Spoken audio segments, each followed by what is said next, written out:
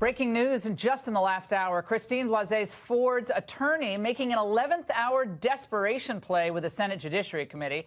Just moments ago, she asked for yet another day for Dr. Ford to consider the committee's offer for her to testify this coming Wednesday. The response coming in just before 10 p.m. Eastern deadline tonight. Joining us now with reaction is John Yoo, former general counsel to the Senate Judiciary Committee. Former U.S. Attorney David Katz is with us, along with former federal prosecutor John Lauro. Let's start with John Lauro. John, for a lot of us who've been watching this over the last few days, we've been concerned about moving the goalposts. Yes. I believe the testimony was supposed to be on Monday, not Wednesday. Right. But she was supposed to respond about appearing on Monday. I think they're negotiating about Wednesday. But nevertheless, the goalposts keep moving. It's a smart lawyer, I think, representing this accuser because she's pushing it into the last minute to get her client as much time, leeway as she can. But at what point does the committee's patience run thin here? I think they're just about there. She has to either put up or shut up. How much preparation time does she need to tell the truth? That's the question. I mean, she's been dealing with lawyers for weeks, if not months now. It's time for her to face the music. She's made a very serious accusation, and it's now the moment of truth comes. She has to face questioning. She has to be asked the tough questions, and she can't escape it. If she refuses to testify, then the bottom line is that he's going to be confirmed and this thing is over.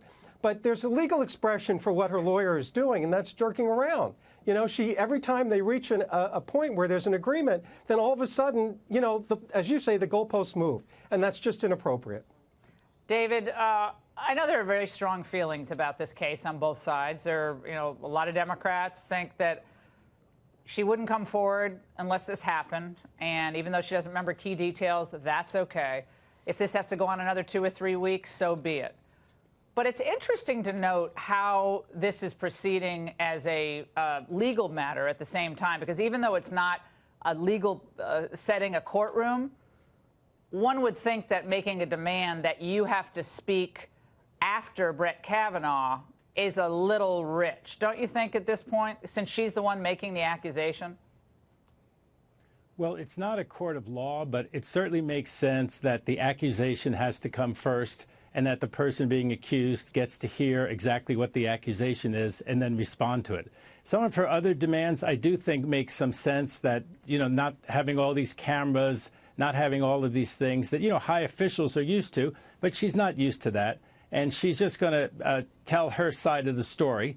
And I kind of agree with, I guess it's Kellyanne Conway, who said that, she should be accommodated. And giving her one more day is accommodating her. She shouldn't be attacked. And I think Republicans would have a Pyrrhic victory, wouldn't they, if they ended up losing the House and Senate because they mistreated her instead of giving her one more day and hearing everyone's side of the story. Of course, I think they should also hear Mark Judge's side of the story because, when you're a prosecutor, as I was, you always say, there's one more witness they could have called. Why didn't they call him? The defense has the power of subpoena. Let them call Mark Judge if Mark Judge is so important. But, here, the Democrats don't have the power to call Mark Judge. Well, the Democrats don't have the power to call him. Actually, David, that's not true. What the Democrats could have done, and John, you can react to this, what the Democrats could have done, they could have gone out and done their own investigation. They could have interviewed Mark Judge. They could have interviewed Patrick Smythe.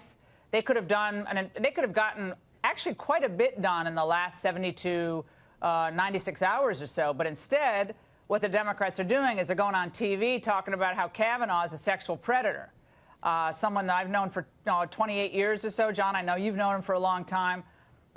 Your reaction to this latest demand by the accuser's legal team? Laura, you actually put your finger on it when you said this isn't actually a courtroom. This is not a criminal trial. This is the Senate performing its constitutional job to give advice and consent. It is a political process and a legal process, but it's not a criminal trial. The Senate doesn't need the FBI to conduct a criminal investigation.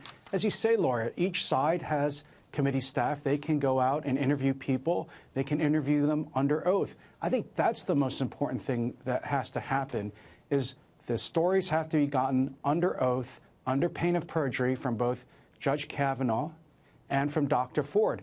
The timing is actually important. The sooner the better, because as time goes on, people could adjust their stories and change them in response to what they're hearing in the public. I'm worried about that. I think actually the committee is right to try to freeze the stories in place as soon as possible so that people can't start changing their stories. That would be even worse than moving the goalposts. Well, the Republicans already did you've lost that. Right. Well, the Republicans did get both Judge and Patrick Smythe. They did interview them, and they did sign declarations, which were signed under penalty of felony, correct? I mean, so that was done. Democrats could have taken part in the questioning. They decided not to. And going back to what David Katz said, you got to be more accommodating to the accuser.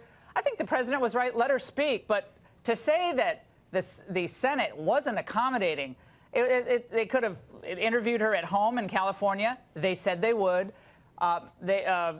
Grassley said he would do it behind closed doors, in public, would be questioned by an outside counsel, which I thought, because it's all these white men up there, it would have been better to have an outside counsel, especially a woman, ask the questions. Now they don't want that.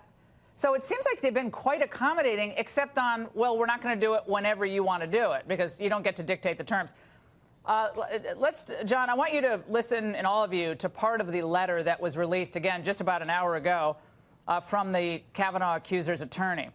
The imposition of aggressive and artificial deadlines regarding the dates and condition of any hearing has created tremendous and unwarranted anxiety and stress on Dr. Ford. Your cavalier treatment of a sexual assault survivor who has been doing her best to cooperate with the committee is completely inappropriate.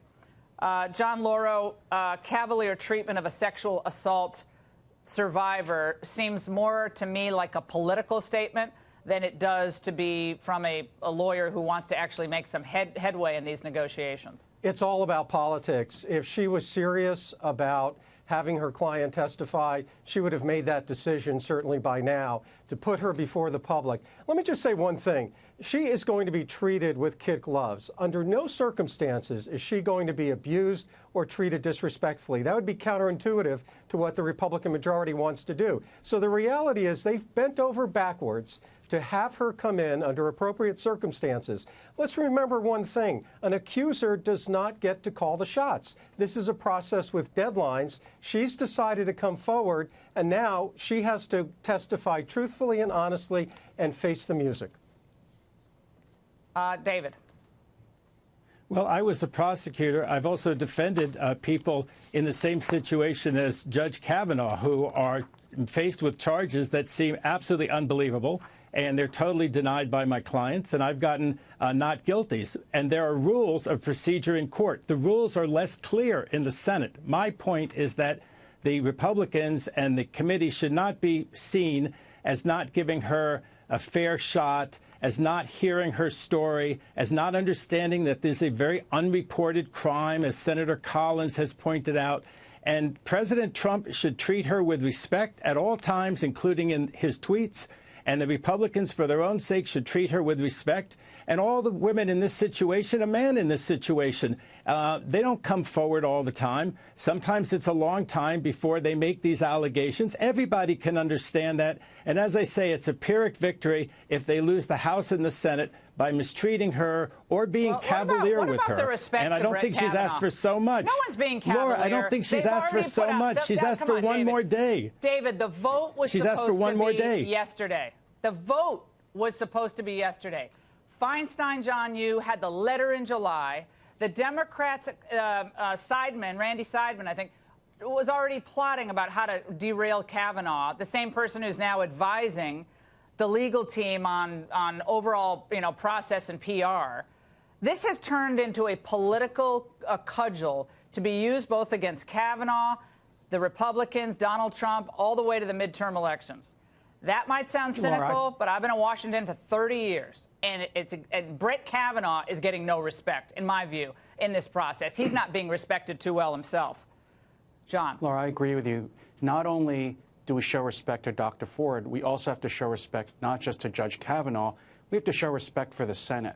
What's gone on here, I think, is that the Senate has been manipulated, that these charges were held back until the very last minute, even after the hearings were over. And so what the Senate has to do is make sure it does its constitutional job. This is not about a forum for airing grievances. The Senate has to find out the truth. There's no forensic evidence anymore. The only thing that's left is the witness testimony. The senators have to put them under oath. And while being respectful, we have found in our legal system the best way to get the truth is to subject both witnesses to questioning and cross-examination. I don't think that anyone should be treated with kid gloves or treated differently. We ask this of people in cases every day in courtrooms around the country in these kinds of cases. I don't think we should expect any less, and give respect to Kavanaugh and to Dr. Ford, but show them respect by expecting them to tell the truth under oath and be subject and willing to answer questions and cross-examination. Right, and we don't change the cameras or the lighting. I mean, this is only one camera angle. What is that? I mean, if you're gonna launch that kind of allegation against someone this late in the game, 36 years later, then come along and say, "Oh no, but I don't want a camera and a woman can't ask the question." To me, that's just I don't know. Laura, I don't like the feel of any of that.